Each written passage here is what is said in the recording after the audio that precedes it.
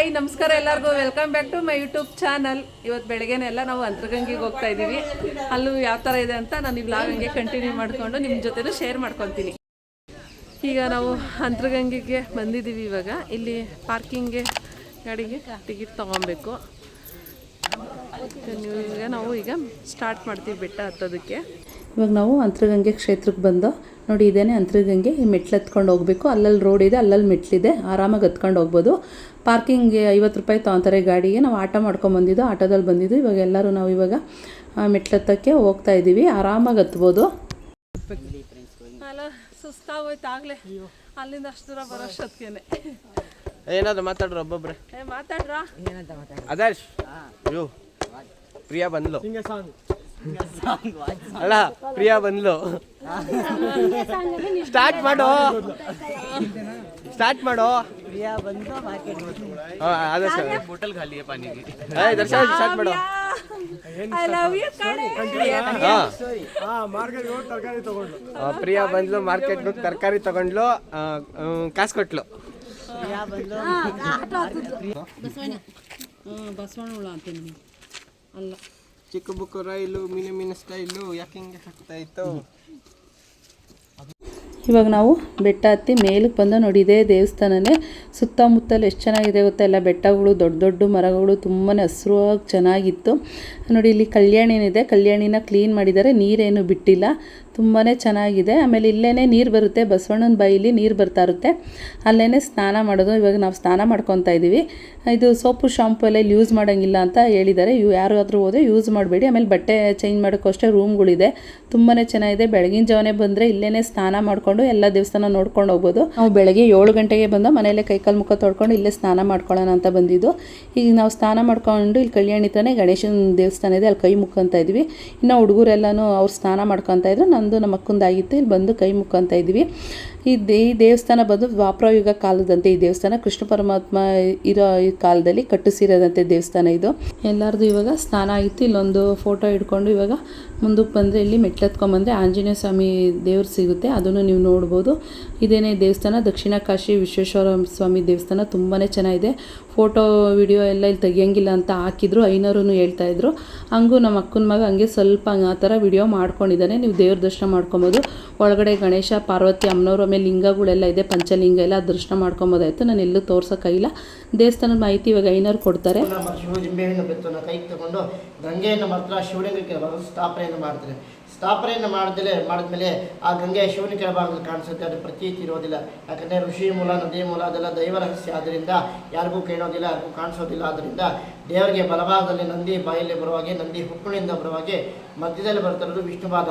ಈ 3 ಮೂರ್ತಿಗಳನ್ನು ಸ್ಥಾಪನೆಯನ್ನು ಮಾಡಿ ಆ 3 ಮೂರ್ತಿಗಳಿಂದ ಬರುವಾಗೆ, ಗಂಗೆ ಬರುವಾಗೆ ಆ ಋಷಿಗಳು ಮುಚ್ಚುಕೊಂಡು ಮಹರ್ಷಿಗಳು ಸ್ಥಾಪನೆಯನ್ನು ಮಾಡ್ತಾರೆ.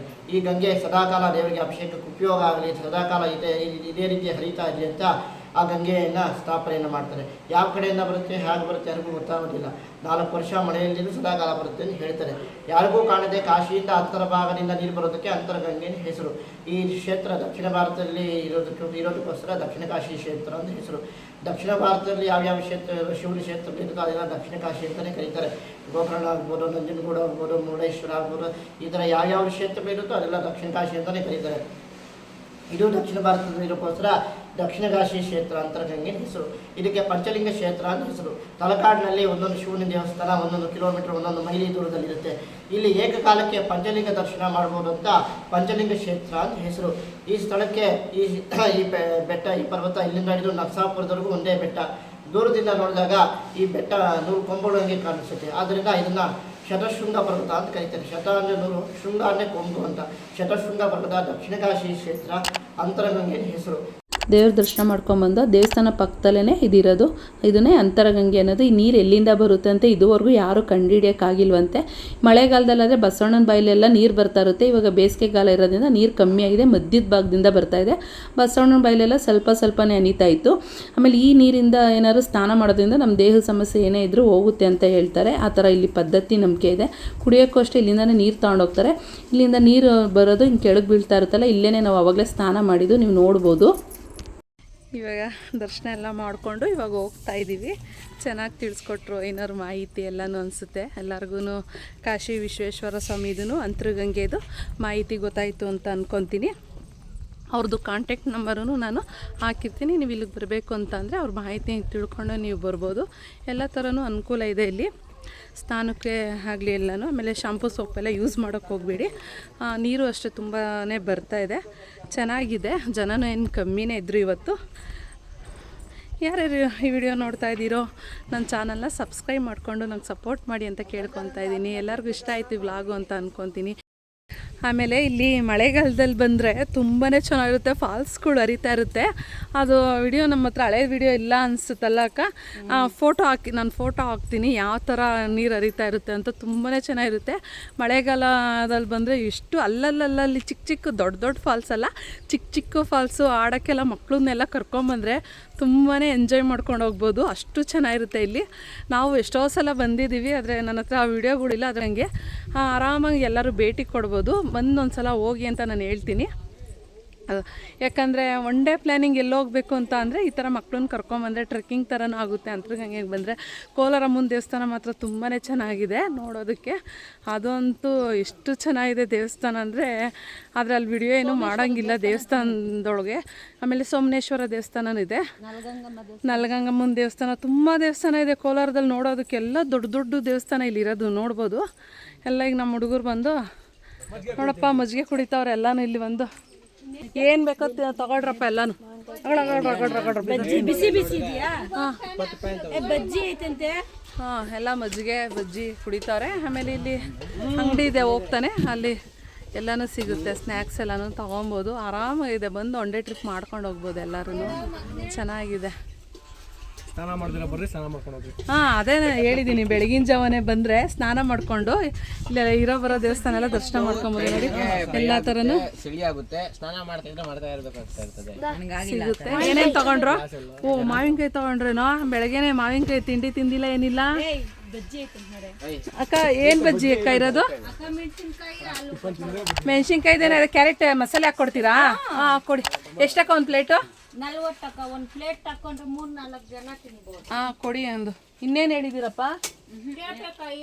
ಬೇಳೆ ಐತಂತೆ. ಹಾಂ, ಏನೇನು ತಗೊಂತವ್ರ ಕೊಡ್ರಿ, ನಮ್ಮ ಹುಡುಗರು ಎಲ್ಲ ತಿನ್ನಲಿ.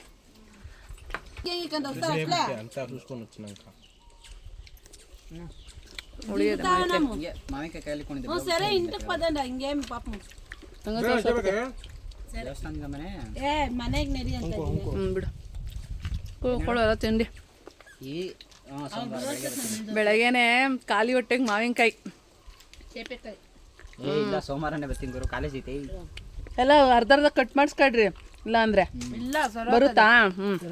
ಇನ್ನ ಮಿಕ್ಕತ್ತೆಲ್ಲ ಇನ್ನೊಂದು ಆಮೇಲೆ ತಿಂತೀನಿ. ಒಂದು ಚಿಕ್ಕದು ಕೊಡಪ್ಪ, ನನ್ನ ಮಾವಿನಕಾಯಿ ಆಮೇಲೆ ಎತ್ಕೊಂಡು ತಿನ್ನೋದಿರಲಿ. ಕೊಡೋರ್ಗೆ ಯಾರು ನೀನು ಇಟ್ಕೊಂಡ ಸೇಬೇಕಾಯಿ. ಬಜ್ಜಿ ಬೇಲ್ಪುರಿ ಒಂದಮ್ಮ ತಿನ್ಬಿಡ್ತೀವಿ ಅಕ್ಕ. ಕೊಡಿ, ಬೇಲ್ ಹಾಕ್ರಿ ಅಕ್ಕ. ಇದ್ರ ಜೊತೆ ಚೆನ್ನಾಗಿತ್ತ. 500 ರೂಪಾಯಿ ಬಿಲ್ಲು. ಎಲ್ಲ ಏನೇನು ಸಿಗುತ್ತೆ ಎಲ್ಲ ಒಂದೊಂದು ಪ್ಲೇಟ್ ಟ್ರೈ ಮಾಡ್ತಾವ್ರೆ ಎಲ್ಲಾನು. ಬೀಜ ಐತೆ ಜಾಸ್ತಿ, ಬೀಜ ಇಲ್ದಿದ್ದು. ಚುರುಮುರಿ ಕೊಡ್ತಾರೆ ಇರೋ, ಅವಾಗ ತಿನ್ನೋಣ ಚುರುಮುರಿ ಜೊತೆ. ನಂದು ಮಾವಿನಕಾಯಿ ಬಂದ್ಬಿಡು, ನಾನು ತಿಂದಿಲ್ದಂಗೆ ಮಡಗಿದ್ದೀನಿ.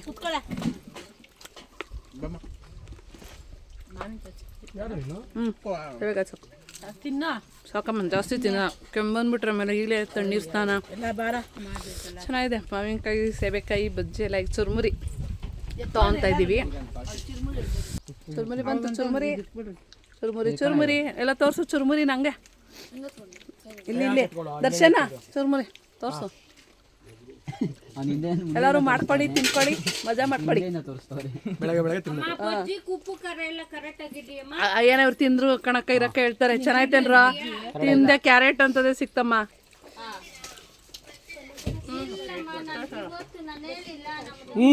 ಸೂಪರ್ ಅನ್ನಿ, ಟೇಸ್ಟಿ.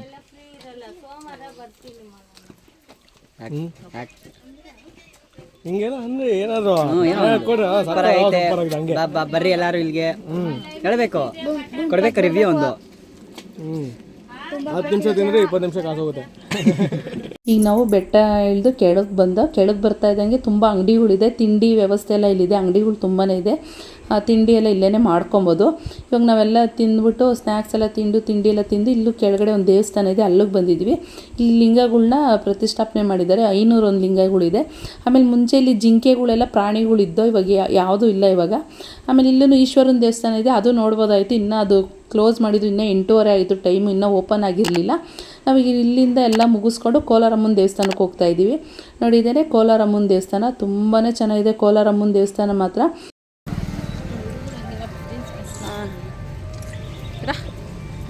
ಗಂಡು ಮಕ್ಕಳು ಹೆಣ್ಮಕ್ಳು ಯಾವ ಥರ ಬಟ್ಟೆ ಹಾಕೊಬೇಕು ಅಂತಲೂ ಇಲ್ಲಿ ಹಾಕಿದ್ದಾರೆ. ದೇವಸ್ಥಾನಕ್ಕೆ ಈ ಥರ ಎಲ್ಲ ಹಾಕೊಂಬಂದ್ರೆ ಅಲೋ ಇಲ್ಲ. ದೇವಸ್ಥಾನಕ್ಕೆ ಯಾವ ಥರ ಬಟ್ಟೆ ಹಾಕೊಬೇಕು ಅಂತ ಅಲ್ಲಿ ಫೋಟೋ ಹಾಕಿದ್ರು. ಈಗ ಒಳಗೆ ಹೋಗ್ತಾ ಇದ್ದೀವಿ. ನೋಡಿ ಇದೇನೇ ದೇವಸ್ಥಾನದ ಎಂಟ್ರೆನ್ಸು. ದೇವಸ್ಥಾನ ಸುತ್ತಮುತ್ತ ಎಲ್ಲ ಮರ ಗಿಡಗಳು ತುಂಬಾ ಚೆನ್ನಾಗಿ ಬೆಳೆಸಿದ್ರು. ಎಲ್ಲ ಪಾರ್ಕ್ ಥರ ಕುತ್ಕೊಳ್ಳೋಕ್ಕೂ ಅಷ್ಟು ವ್ಯವಸ್ಥೆ ಎಲ್ಲ ಚೆನ್ನಾಗಿತ್ತು. ಇವಾಗ ನಾವು ಕೈ ಕಾಲು ತೊಳ್ಕೊಂಡು ಈಗ ದೇವಸ್ಥಾನದ ಒಳಗೆ ಹೋಗ್ತಾ ಇದ್ದೀವಿ. ನೋಡಿದ್ದೇನೆ ಎಂಟ್ರೆನ್ಸು ಒಳಗೆ ಹೋಗೋದು. ಇಲ್ಲಿ ಅಮ್ಮಂದೂ ಚಿಕ್ಕದು ವಿಗ್ರಹ ಇಕ್ಕಿದ್ದಾರೆ ಆಚೆನೇ. ಇಲ್ಲಿ ದರ್ಶನ ಮಾಡ್ಕೊಂಡು ಒಳಗೆ ಹೋಗ್ತಾ ಇದ್ದೀವಿ. ಎಲ್ಲೂ ಫೋಟೋ ವಿಡಿಯೋ ಮಾಡ್ಕೊಳ್ಳೋಂಗಿರಲಿಲ್ಲ, ಅದಕ್ಕೆ ನಾನು ನಿಮ್ಮನ್ನ ದೇವ್ರ ದರ್ಶನ ಮಾಡ್ಸೋಕ್ಕಾಗಲ್ಲ ಇಲ್ಲಿ. ಆಮೇಲೆ ಎಲ್ಲ ಇಲ್ಲಿ ಇದನ್ನು ಮೆರವಣಿಗೆ ದೇವರು ಇಟ್ಟಿದ್ರಲ್ಲ, ಅದು ನೀವು ದರ್ಶನ ಮಾಡ್ಕೊಬೋದು. ನಮಗೂ ಅಷ್ಟೇ ದೇವ್ರ ದರ್ಶನ ಕನ್ನಡಿಲಿ ಫಸ್ಟು ನೋಡಿ ಆಮೇಲೆ ಅಮ್ಮನ ನೋಡಬೇಕು. ಅಮ್ಮನ ಹೆಸರು ಬಂದು ಕೋಲಾಲ ಅಮ್ಮ ಅಂತೆ, ಅಷ್ಟು ಕೋಪ ಅಂತೆ ಅಮ್ಮಂಗೆ. ಮನೇಲೂ ಅಷ್ಟೇ ಅಂತೆ, ಅಮ್ಮನ ಫೋಟೋ ಇಟ್ಕೊಂಡು ಪೂಜೆ ಮಾಡ್ಕೊಬಾರ್ದು ಅಂತ ಐನೋರು ತಿಳಿಸ್ಕೊಟ್ಟು. ದೇವಸ್ಥಾನದೊಳಗೆ ಎಷ್ಟೊಂದು ದೇವ್ರ ವಿಗ್ರಹಗಳಿತ್ತು, ಅದು ಯಾವುದೂ ನಾನು ವಿಡಿಯೋ ಮಾಡೋಂಗಿರಲಿಲ್ಲ. ನಾನು ಇಷ್ಟು ಮಾಡಿರೋದೇ ಹೆಚ್ಚು ಅನಿಸುತ್ತೆ. ಎಲ್ಲ ದರ್ಶನ ಮಾಡ್ಕೊಂಡು ಆಚೆ ಬರ್ತಾ ಇದ್ದಂಗೆ ನೋಡಿ ಇಲ್ಲೂ ಅಮ್ಮಂದೆಲ್ಲ ದೇವ್ರುಗಳಿದ್ದಾವೆ, ನೋಡ್ಬೋದು. 7 ಅವತಾರದ್ದು ದೇವ್ರುಗಳಿತ್ತು. ಆಮೇಲೆ ಚೇಳು, ಆಮೇಲೆ ಇಲ್ಲಿ ತ್ರಿಶೂಲ, ಡಮರುಗೆಲ್ಲ ಇತ್ತು. ಇದ್ರ ಬಗ್ಗೆ ಮಾಹಿತಿ ನಂಗೆ ಸರಿಯಾಗಿ ಗೊತ್ತಿಲ್ಲ, ಅದಕ್ಕೆ ತಿಳ್ಸೋಕ್ಕಾಗ್ತಾಯಿಲ್ಲ. ಇಲ್ಲೂ ಕಲ್ಲಿಂದು ಅಮ್ಮಂದು ವಿಗ್ರಹಗಳು ನೋಡಿ ಚಿಕ್ಕದಾಗಿ ಇಲ್ಲಿ ಇತ್ತು. ಕೋಲಾರಮ್ಮ ಅಂತ ಅಲ್ಲಿ ಬರೆದಿದ್ರು, ಅದನ್ನು ನೋಡ್ಕೊಂಡು ಈಗ ಆಚೆ ಬರ್ತಾ ಇದ್ದೀವಿ. ದರ್ಶನ ಮಾತ್ರ ತುಂಬಾ ಚೆನ್ನಾಗಾಯಿತು, ಜನನೂ ಕಮ್ಮಿ ಇದ್ದರು. ಅದೇ ಅಮ್ಮನ ಹೆಸರು ಬಂದು ಕೋಲಾಲಮ್ಮ, ಆಮೇಲೆ ಕೋಲಾರಮ್ಮ ಅಂತ ಬಂತಂತೆ. ಅಷ್ಟು ಕೋಪ ಅಂತೆ ಅಮ್ಮಂಗೆ. ನಾನು ನಿಮಗೆ ದೇವ್ರ ದರ್ಶನ ಮಾಡ್ಸೋಕ್ಕಾಗಲಿಲ್ಲ, ಯಾಕಂದರೆ ವಿಡಿಯೋ ಫೋಟೋ ಎಲ್ಲ ಮಾಡೋಂಗಿರಲಿಲ್ಲ. ಅದು ಕಾರಣಕ್ಕೋಸ್ಕರ ಅಷ್ಟೇ. ನೀವು ದೇವಸ್ಥಾನಕ್ಕೆ ಹೋದಾಗೆ ದೇವ್ರ ದರ್ಶನ ಮಾಡ್ಕೊಳ್ಳಿ ಅಂತ ಹೇಳ್ತಾ ಇದ್ದೀನಿ. ಅಲ್ಲಿಂದ ಈಗ ನಾವು ಸೋಮೇಶ್ವರನ ದೇವಸ್ಥಾನಕ್ಕೆ ಬಂದು ನೀವು ನೋಡ್ಬೋದಿದ್ದೇನೆ. ಸೋಮೇಶ್ವರನ ದೇವಸ್ಥಾನ ಎಂಟ್ರೆನ್ಸು ಇದು. ಗೋಪುರ, ಇದು ದೊಡ್ಡ ಗೋಪುರನೇ ಇದೆ. ಇದನ್ನೆಲ್ಲ ನೋಡ್ಕೊಂಡು ಇವಾಗ ನಾವು ಒಳಗೆ ಹೋಗ್ತಾ ಇದ್ದೀವಿ. ಎಲ್ಲ ದೇವಸ್ಥಾನ ಪಕ್ಕನೇ ಇದೆ, ತುಂಬ ದೂರ ಏನಿಲ್ಲ. ಬೆಳಗಿನ ಜಾವನೇ ನಾವು ಬಂದುಬಿಟ್ರೆ ಅಲ್ಲೇ ಅಂತರಗಂಗೆಗೆ ಹೋಗಿ ಅಲ್ಲಿ ಸ್ನಾನ ಮಾಡ್ಕೊಂಬಂದು ಇಲ್ಲಿ ನೋಡಿ ಕೋಲಾರಮ್ಮನ ದೇವಸ್ಥಾನ, ಸೋಮೇಶ್ವರನ ದೇವಸ್ಥಾನ, ನಲ್ಗಂಗಮ್ಮನ ದೇವಸ್ಥಾನ, ಇಷ್ಟು ದೇವಸ್ಥಾನ ದರ್ಶನ ಮಾಡ್ಕೊಬೋದು. ನಾವು 7 ಗಂಟೆಗೆ ಮನೆ ಬಿಟ್ಟಿದ್ದು, 11 ಗಂಟೆ ಅಷ್ಟೊತ್ತಿಗೆಲ್ಲ ಇಷ್ಟು ದೇವ್ರ ದರ್ಶನ ಮಾಡ್ಕೊಂಡು. ಸೋಮೇಶ್ವರನ ದೇವಸ್ಥಾನ ಮಾತ್ರ ತುಂಬಾ ದೊಡ್ಡ ದೇವಸ್ಥಾನ ಇದು. ಸುತ್ತಲೂ ಅಷ್ಟೇ ಮರ ಗಿಡಗಳೆಲ್ಲ ಇಲ್ಲೂ ಚೆನ್ನಾಗಿ ಬೆಳೆಸಿದ್ದಾರೆ. ಈ ದೇವಸ್ಥಾನ ಬಂದು ಚೋಡ್ರ ಕಾಲದ್ದು, ಒಂದೇ ದಿವಸದಲ್ಲಂತೆ ಕಟ್ಟಿಸಿರೋ ದೇವಸ್ಥಾನ. ಅವ್ರಿಗೆ ಶಾಪ ಇರೋ ಕಾರಣದಿಂದ ಒಂದೇ ದಿವಸದಲ್ಲಿ ಎಷ್ಟಾಗುತ್ತೋ ಅಷ್ಟು ದೇವಸ್ಥಾನ ಒಂದೇ ದಿವಸದಲ್ಲಿ ಕಟ್ಬಿಡೋರಂತೆ. ಅಷ್ಟಕ್ಕೆ ಅಲ್ಲಿಗೆ ಬೆಳಗ್ಗೆ ಆಗೋಷ್ಟೊತ್ತಿಗೆ ಬಿಟ್ಬಿಡೋರಂತೆ. ಒಂದೇ ದಿವಸದಲ್ಲಿ ಕಟ್ಟಿಸಿರೋ ದೇವಸ್ಥಾನ ಮಾತ್ರ ತುಂಬಾ ಚೆನ್ನಾಗಿದೆ. ಹೋಗ್ತಾ ಇದ್ದಂಗೆ ಇಲ್ಲಿ ಬಸವಣ್ಣ ನೋಡ್ಬೋದು. ಇಲ್ಲೂ ಆ ದೇವಸ್ಥಾನದೊಳಗೆ ಫೋಟೋ ವಿಡಿಯೋ ದೇವ್ರನ್ನ ಮಾಡೋಂಗಿರಲಿಲ್ಲ, ಆಚೆ ನಿಂತ್ಕೊಂಡು ಮಾಡ್ತಾ ಇರೋದು. ಇದೇ ಸೋಮೇಶ್ವರ ಸ್ವಾಮಿ ದೇವರು ಗರ್ಭದ ಗುಡಿಲಿರೋದು. ತುಂಬಾ ದೇವ್ರು ಚೆನ್ನಾಗಿದೆ. ಪಕ್ಕದಲ್ಲಿ ಗಣೇಶ, ಪಾರ್ವತಿ, ಅಮ್ಮನವರೆಲ್ಲ ಇದ್ದಾರೆ. ಆದರೆ ವಿಡಿಯೋ ಮಾಡೋಂಗಿರಲಿಲ್ಲ, ಆಚೆ ನಿಂತ್ಕೊಂಡು ಝೂಮ್ ಹಾಕಿ ಎಷ್ಟಾಗುತ್ತೋ ಅಷ್ಟು ದೇವ್ರನ್ನ ನಾನು ನಿಮಗೆ ತೋರಿಸ್ತಾ ಇದ್ದೀನಿ. ಎಲ್ಲರೂ ದೇವ್ರ ದರ್ಶನ ಮಾಡ್ಕೊಬೋದು. ದೇವ್ರು ಎಲ್ಲರಿಗೂ ಒಳ್ಳೇದು ಮಾಡಲಿ ಅಂತ ಕೇಳ್ಕೊತಾ ಇದ್ದೀನಿ. ದರ್ಶನ ಮಾತ್ರ ನಮಗೂ ಚೆನ್ನಾಗಾಯಿತು, ಜನನೂ ಕಮ್ಮಿ ಇದ್ದರು. ದರ್ಶನ ಮಾಡ್ಕೊಂಡು ಆಚೆ ಬರ್ತಾ ಇದ್ದಂಗೆ ಇಲ್ಲಿ ಬಸವಣ್ಣ ಇದೆ. ದೇವ್ರ ಹತ್ರ ನಾವು ಏನಾದ್ರು ಕೇಳ್ಕೊಳ್ಳೋದನ್ನ ಬಸವಣ್ಣನ ಕಿವಿಲಿ ಹೇಳೋದ್ರಿಂದ ನೆರವೇರುತ್ತೆ ಅನ್ನೋದು ಒಂದು ನಂಬಿಕೆ. ಇಲ್ಲಿ ನಾನಾದ್ಮೇಲೆ ನಮ್ಮ ಅಕ್ಕ, ನಮ್ಮ ರೇಖಾ ಎಲ್ಲ ಮಾಡ್ತಾಯಿದ್ದಾರೆ. ಕೋಟಿಲಿಂಗ ದೇವಸ್ಥಾನಕ್ಕೆ ಏನಾದ್ರು ಹೋಗೋ ಪ್ಲ್ಯಾನ್ ಮಾಡೋದಿದ್ರೆ ಅಂತರಗಂಗೆ ನೋಡಿಕೊಂಡು ಕೋಲಾರಮ್ಮನ ದೇವಸ್ಥಾನ, ಸೋಮೇಶ್ವರನ ದೇವಸ್ಥಾನ, ನಲಗಂಗಮ್ಮನ ದೇವಸ್ಥಾನ ನೋಡ್ಕೊಂಡು ಹೋಗ್ಬೋದು. ಒಂದೇ ದಿವಸದಲ್ಲಿ ಫ್ಯಾಮಿಲಿ ನೋಡಿ ಜೊತೆ ಬಂದರೆ ಇಷ್ಟು ದೇವಸ್ಥಾನ ಕವರ್ ಮಾಡ್ಕೊಂಡು ಹೋಗ್ಬೋದು. ಅಷ್ಟು ಚೆನ್ನಾಗಿದೆ ದೇವಸ್ಥಾನಗಳು ಮಾತ್ರ. ಅದು ನೋಡ್ಕೊಂಡು ಮುಂದೆ ಬರ್ತಾ ಇದ್ದಂಗೆ ನವಗ್ರಹ ದೇವ್ರುಗಳು ಇದೆ. ಆಮೇಲೆ ಒಂದೊಂದು ಕಂಬದ ಮೇಲೆ ಒಂದೊಂದು ಕೆತ್ತನೆ ಮಾಡಿದಾರಲ್ಲ, ಎಷ್ಟು ಚೆನ್ನಾಗಿ ಮಾಡಿದ್ದಾರೆ ಗೊತ್ತಾ. ಆಗಿನ ಕಾಲದವ್ರಿಗೆ ಅದೇನು ದೇವ್ರ ಶಕ್ತಿ ಕೊಟ್ಟಿದ್ನೇನೋ, ಒಂದೇ ದಿವಸದಲ್ಲಿ ಇಷ್ಟು ದೇವಸ್ಥಾನ ಕಟ್ಟಿದ್ದಾರೆ ಅಂದರೆ ಎಷ್ಟು ಆಶ್ಚರ್ಯ ಅಲ್ವ. ಅಷ್ಟು ಚೆನ್ನಾಗಿ ಕಟ್ಟಿದ್ದಾರೆ.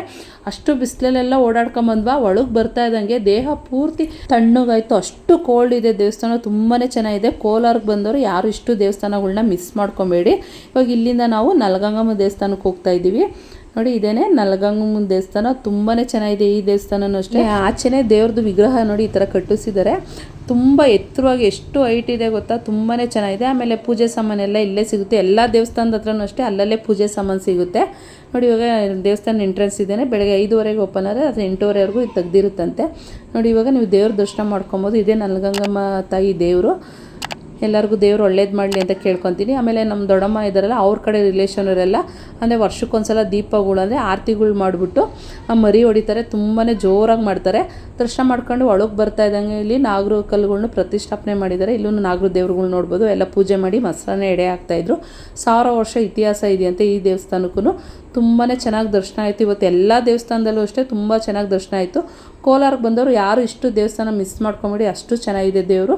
ಇವತ್ತಿನ ವಿಡಿಯೋ ಇದಾಯಿತು. ಯಾರ್ಯಾರಿಗೆ ಇಷ್ಟ ಆಯಿತು, ಯಾರ್ಯಾರು ಫಸ್ಟ್ ಟೈಮ್ ನೋಡ್ತಾ ಇದ್ದೀರೋ ನನ್ನ ಚಾನಲ್ನ ಸಬ್ಸ್ಕ್ರೈಬ್ ಮಾಡ್ಕೊಂಡು ನಂಗೆ ಸಪೋರ್ಟ್ ಮಾಡಿ ಅಂತ ಕೇಳ್ತಾ ಇದ್ದೀನಿ. ನೆಕ್ಸ್ಟ್ ವ್ಲಾಗಲ್ಲಿ ಸಿಗ್ತೀನಿ.